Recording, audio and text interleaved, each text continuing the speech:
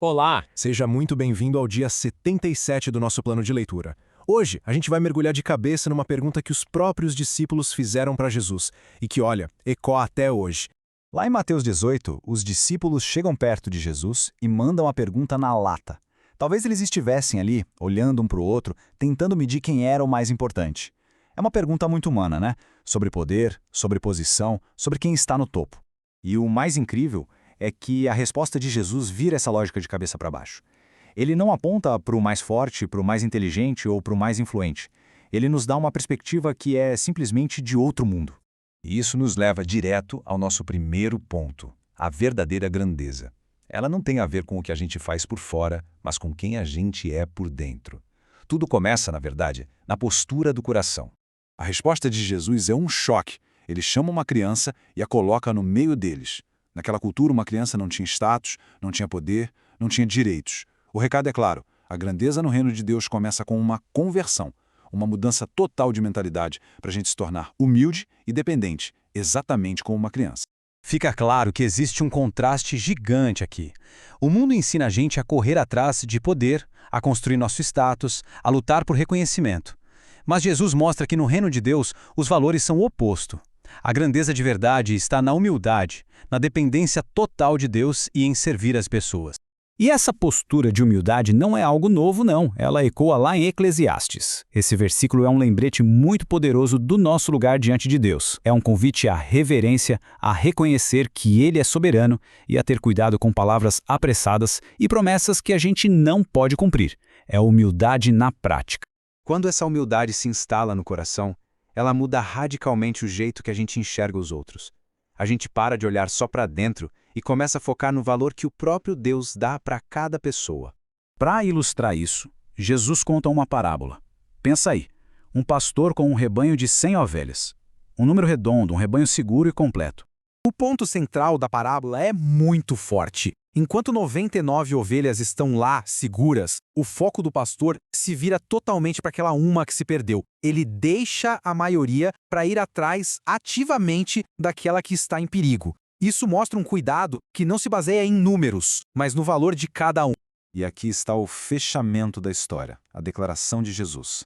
Cada pessoa, cada pequenino, tem um valor que não dá para calcular para o Pai. Ninguém é dispensável. Ninguém é só mais um número. Essa é a matemática do reino de Deus. E esse princípio não nasceu ali. Se a gente der uma olhada na leitura de Números, vamos ver esse mesmo cuidado refletido nas leis para a comunidade. Aquelas regras sobre pureza e restituição não eram só rituais vazios, eram sobre proteger o bem-estar e o valor de cada pessoa dentro do acampamento. Certo, se cada pessoa é tão valiosa, como a gente lida quando os relacionamentos se quebram? Tanto o Novo quanto o Antigo Testamento nos dão passos bem práticos para buscar a justiça e a reconciliação. Em Mateus, Jesus nos dá um processo claro, focado na restauração. Não se trata de humilhação pública, mas de uma tentativa sincera de ganhar a pessoa de volta. Começa no particular, depois com um pequeno grupo e só em último caso se torna público.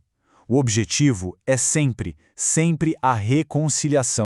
Já em Números, a gente vê o outro lado prático, a restituição. Não basta pedir desculpas. A justiça de verdade exige que o erro seja corrigido. É preciso confessar, reparar o dano todo e ainda adicionar um quinto do valor. Isso mostra a seriedade do erro e a importância de restaurar o que foi quebrado. Assim como a justiça exige ação para restaurar relacionamentos, a integridade exige que nossas palavras tenham peso, especialmente as promessas que fazemos a Deus. Eclesiastes nos dá um aviso bem sério. Fazer uma promessa, um voto a Deus, é um ato de extrema seriedade. Deus não leva nossos votos na brincadeira, e nós também não deveríamos. A integridade da nossa palavra diante dele é fundamental. E para a gente ter uma ideia da profundidade de um voto, é só olhar para o voto do Nazireu, em Números. Era um compromisso radical de separação e consagração a Deus. Exigia sacrifício na dieta, na aparência e até mesmo nos laços familiares. Isso mostra o nível de dedicação que um voto a Deus pode significar. Então, a lição aqui é bem clara. Seja nos nossos relacionamentos uns com os outros, seja no nosso relacionamento com Deus, nossas palavras importam. Nossos compromissos têm um peso espiritual e precisam ser tratados com a máxima integridade. E olha, se essa reflexão de hoje ajudou a conectar os pontos entre humildade, valor, justiça e integridade nas Escrituras, Uma forma de apoiar nosso trabalho é curtir este conteúdo e seguir o Pneuma BR para a gente continuar recebendo essas reflexões diárias.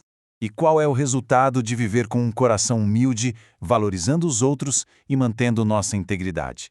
A leitura em Números termina com uma promessa belíssima de bênção. Essa é a bênção sacerdotal. É uma das passagens mais lindas de toda a Bíblia. Presta atenção nas palavras: proteção, graça, favor e, por fim, paz. É o desejo do coração de Deus para o seu povo. E o ponto-chave é que a paz que é mencionada aqui não é só a ausência de problemas, é o shalom hebraico, um estado de plenitude, de bem-estar, de harmonia. É um presente que flui de uma vida alinhada com os princípios de Deus, um coração humilde como o de uma criança e relacionamentos restaurados pela justiça. E assim, a gente termina com essa reflexão. Ao olharmos para nossas vidas, nossas atitudes e nossos relacionamentos, como podemos cultivar e viver esse shalom, essa paz que é um presente direto de Deus? Fica a pergunta para o nosso dia. Até a próxima!